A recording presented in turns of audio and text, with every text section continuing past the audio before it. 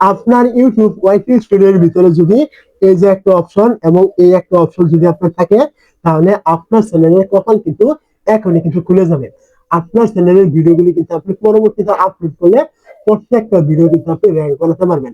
যদি আপনার এখান থেকে এই একটা ফিচার এবং এই একটা ফিচার আপনি যদি এখান থেকে পেয়ে যান আপনার ওয়াইটি স্টুডিওতে, তো কিভাবে আপনার এগুলো আপনার ভিডিওগুলি পরবর্তীতে আপলোড করলে র্যাঙ্ক করাবে, এই দুইটা ফিচারের মাধ্যমে আমরা এক এক করে বিস্তারিত জেনে নিব। তো আপনি কি করবেন, প্রথমে চলে আসবেন আপনার ওয়াইটি স্টুডিও থাকবে এখানে। এই জায়গায় চলে আসার পর আপনি কি করবেন, এখান থেকে দেখবেন এই যে অ্যানালাইটিক্স নামে একটা অপশন থাকবে, আপনি এই অ্যানালাইটিক্স একটা ক্লিক করবেন। তো এইখানে আপনি যখনই ক্লিক করবেন এখান থেকে দেখবেন এই যে অডিয়েন্স নামে একটা অপশন থাকবে, আপনি এই অডিয়েন্স একটা ক্লিক করবেন। এখানে ক্লিক করার পর এখান থেকে আপনি নিচের দিকে চলে আসবেন। নিচের দিকে এখান থেকে চলে আসলে এইখান থেকে আপনি পেয়ে যাবেন একদম নিচে দেখতে পাবেন হোয়াট ইউর অডিয়েন্স ওয়াচ এবং নিচে আরেকটা option channel that your audience watch. এই দুটো অপশনের কাজ কি এবং কিভাবে এই দুইটা ফিচারের মাধ্যমে আপনি আপনার ভিডিওগুলি র্যাঙ্ক করাবেন ইউটিউবে। এখান থেকে দেখতে পাচ্ছেন নিচে কিন্তু বেশ কয়েকটা ভিডিও দেওয়া রয়েছে এবং এখান থেকে মোর নামে একটা অপশন রয়েছে। তো আপনি যদি এখান থেকে মোরে ক্লিক করেন তাহলে এখান থেকে দেখতে পাবেন বেশ কয়েকটা ভিডিও কিন্তু এখানে দেওয়া রয়েছে।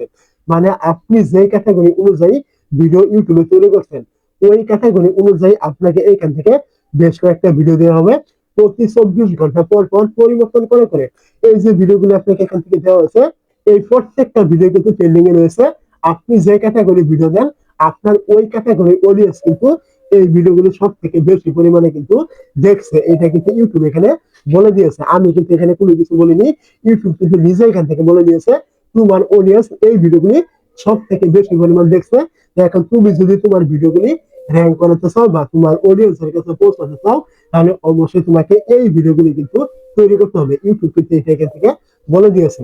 এখন আপনার কাজ হলো এখান থেকে এই যে ভিডিওগুলি দেখতে পাচ্ছেন যে ভিডিওগুলি আপনার ক্যাটাগরি অনুযায়ী মানে মিল থাকবে, আপনি কি করবেন এখান থেকে প্রত্যেকটা টপিক আপনি দেখে দেখে পুনরায় তৈরি করবেন। তারা এখান থেকে যেভাবে যে টপিকগুলো তৈরি করেছে আপনাকে ঠিক এইভাবেই এই টপিকগুলো এখান থেকে তৈরি করতে হবে এবং ভিডিওগুলি আপনার চ্যানেলে আপলোড করতে হবে।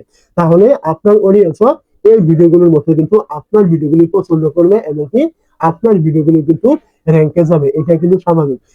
এই টেকনিকটা যদি আপনি সঠিকভাবে তৈরি করেন মানে কাজে লাগে এই প্রত্যেকটা ভিডিও আপনি তৈরি করতে পারেন, এইখান থেকে আপনার প্রত্যেকটা ভিডিও কিন্তু র্যাঙ্ক করবে। তো অবশ্যই আমার কথা বুঝতে পেরেছেন। তো এইটা এখান থেকে করার পর আর একটা অপশন রয়েছে, আমরা সেটা দেখে নিব। তো এখান থেকে আমি ব্যাগে চলে আসলাম। ব্যাগে আসার পর এখান থেকে নিচে আসলে এই দেখতে পাচ্ছেন অপশনটা চ্যানেল দ্যাট ইউর অডিয়েন্স। আপনি কি করবেন এর নিচে চলে আসলে এখান থেকে দেখতে পাবেন বেশ কয়েকটা ইউটিউব চ্যানেলের নাম কিন্তু এখানে দেওয়া হবে। তো আপনি কি করবেন এখান থেকে এই নামের উপরে ক্লিক করবেন।